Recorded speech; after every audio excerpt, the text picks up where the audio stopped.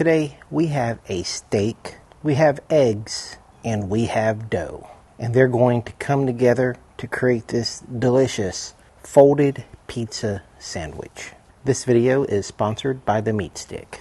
I'm Johnny, you're watching A View to a Grill, and the first thing I'd like to do is introduce you to the MeatStick V. Now this is a pre-production model, but the MeatStick has allowed me to share it with you. First, let's take a look at the base, also known as the Wi-Fi bridge. Now you want a first impression? Here's my first impression. They put that thermometer probe on full display, which tells me they're quite proud of it. And it immediately reminded me of looking at a sword on full display. On one end, you'll find the charging port and a light indicator. On the MeatStick app, you'll find what each different color light means. Also on the back, you'll find two magnets which you can mount on metal. You can connect to the MeatStick in two ways. One is Bluetooth 5.4 and the other is Wi-Fi 2.4 gigahertz, which as long as you have Wi-Fi available, you will have unlimited range. Now when it's time to set up the app for the MeatStick V, all you have to do is follow the on-screen instructions. It'll lead you through the whole process. Now that we've looked at the base, let's take a closer look at the MeatStick V probe. MeatStick has used a 4-point calibration, which gives you a high degree of accuracy. The probe has 6 total sensors, 5 in the shaft and 1 being in the handle. This little line on the shaft is the meat insertion line, and it has a sharp point so that you can insert this easily into your protein. The MeatStick has this patent dual shell technology, which allows for extreme heat up to 1200 degrees Fahrenheit. I also like the fact that this product was designed here in the USA. And here's the pamphlet. If you want to pause the video on any of these pages, you can do that now. What we're cooking today is one of my more complex recipes, but it is 100% worth the effort. The day before, we want to put our poolish together for our dough and make the chimichurri. Whenever I need a dough recipe, I just go over to Stadler.com and use their pizza calculator. Ideally, you're going to use a scale and you want to tare that before adding each ingredient. First, we'll go with 325 grams of bread flour, then 325 grams of water, and then 0.32 grams of instant dry yeast. And we're just going to mix that up until it all comes together. When you're done, your poolish should look like this. Now we just have to get the lid on and let that sit at room temperature for at least an hour up to 2 hours. Our poolish is made. Let's get into this chimichurri. For chimichurri, we're going to start off with a half a cup of olive oil, 3 tablespoons of red wine vinegar, 3 cloves of finely diced garlic, 1 red pepper, 1 teaspoon of red pepper flakes for extra heat, a tablespoon of finely diced shallots, half a cup of finely chopped flat leaf parsley. We'll get that into a bowl, stir, and then we'll salt to taste. Then we'll add oregano to taste, and then you're going to want to actually taste it. And to me, it tasted like it needed a little more red wine vinegar. And when you're done, here's what you got. You're going to want this to rest on the counter for about 2 hours and then place it in the refrigerator. Now it's the next day, and the first thing I want to do is finish our dough. And the reason why I like to do 100% poolish is because the next day, all I have to do is add the remaining 139 grams of flour and our salt, and we're done. If we look at our poolish the next day, wiggle it, and you can see it kind of moving around freely. Now to get the poolish out of the bowl, I'm going to take some flour out of the bowl that we measured out, kind of go all around the edges. Then I'll use my bowl scraper to scrape the flour in between the bowl and the poolish. And then once I've done that, it easily falls into my mixing bowl. All the flour in the bowl deserves to become dough, so we'll scrape it clean and add that into the mixing bowl. And at this point, I'll also just throw in the salt. I'm going to lock the mixer and set it to its lowest setting. In my case, that is stir.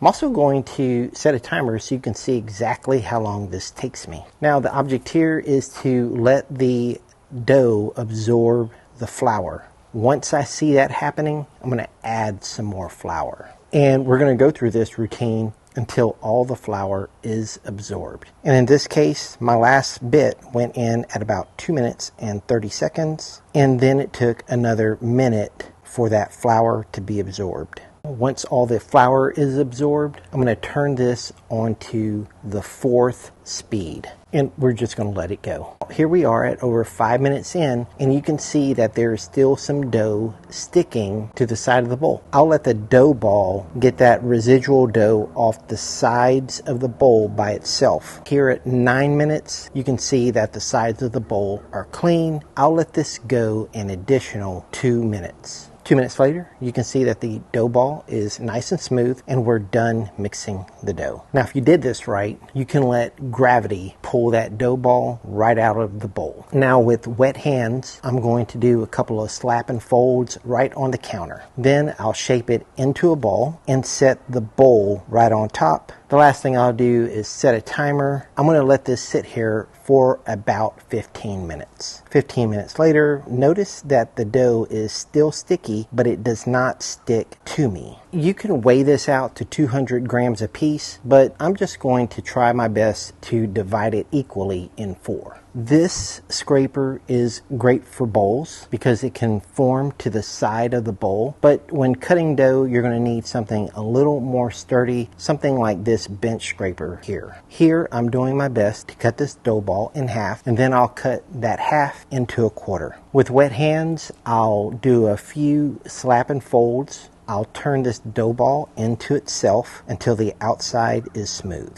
Next, I'll spray a bowl with olive oil, turn the dough ball up, pinch the underside closed, and then set it into my container. And then I'll snap on the lid. I did that to all 4 of my dough balls. 3 are going to go in the freezer, and 1 is going to stay on my counter for 2 to 4 hours. Now, about an hour before you want to eat, you're going to want to turn your pizza oven on high. While the pizza oven is getting hot, let's prepare our flat iron steak. Nolan Ryan makes a pretty good flat iron steak, especially if you're getting this Gold Series pre-wrapped package. We're not doing anything super special to it, but we are going to take it out of the package and pat it dry with a paper towel. Once you've patted that dry, go ahead and use some kosher salt and season your beef. We'll turn it over and do exactly the same thing. After about 20 minutes, our pizza oven is reading over 700 degrees on the deck. And at this time, I'll go ahead, oil my cast iron sear plate, and get that into the pizza oven so it can preheat. I'm going to go back and put some additional salt on that flat iron steak.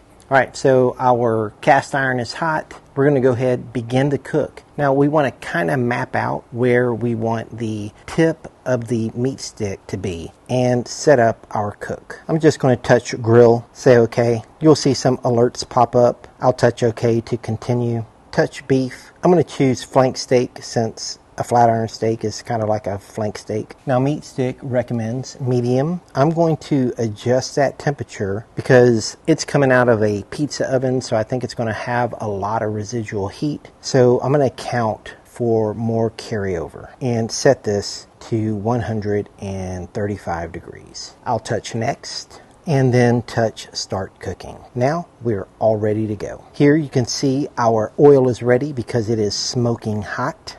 Now I can just put my flat iron steak right on that hot griddle and then back in the oven. Now, at first I didn't really notice, but I had the thermometer handle pointing towards me at the door of the pizza oven. And you can see in this shot where the edge of the steak is quite raw, and it's actually shielding the thermometer handle from the main part of the heat.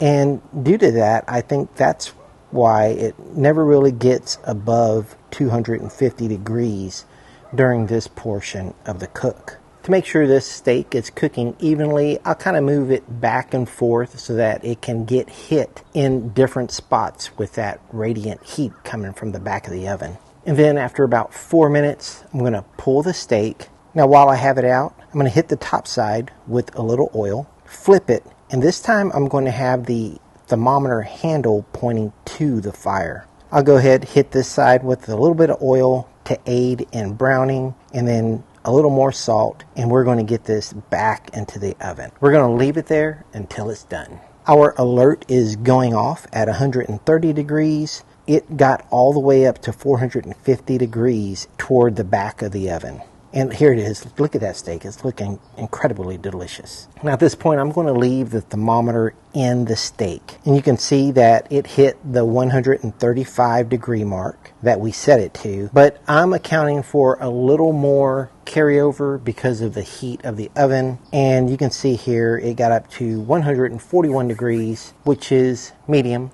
And that's where we wanted it, right? So we did perfect with judging the amount of carryover heat we were going to have. This steak doesn't have to be hot for this dish. So I'm just sitting here having a few beers, waiting until it's time to put this dish together. We're cutting this to slices all the way to the middle, and check out this steak. Looks beautiful, beautiful color. That pizza oven did a fantastic job. So let's get this pizza sandwich going. Check out this dough. The dough is risen and perfectly smooth. Let's get the dough onto that plate of flour and start stretching and pressing the air out of the middle. Once I like the size, I'll then shake off some of the flour and then continue pressing the air out of the middle of our dough.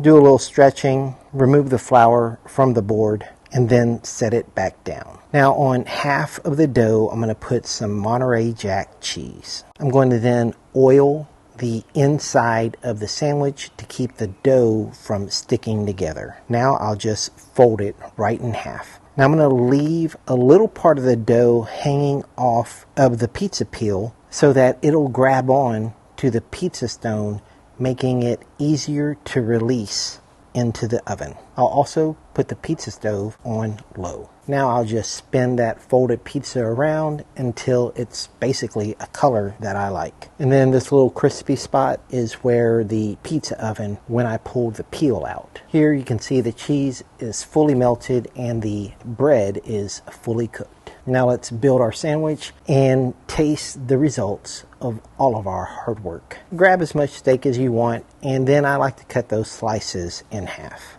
Before we put the steak down, I'm going to get some of that mascarpone cheese in, put the steak right on top of that, and then on top of the steak, I'll add the chimichurri sauce. Now I'm going to throw in a handful of arugula and then some red peppers right on top.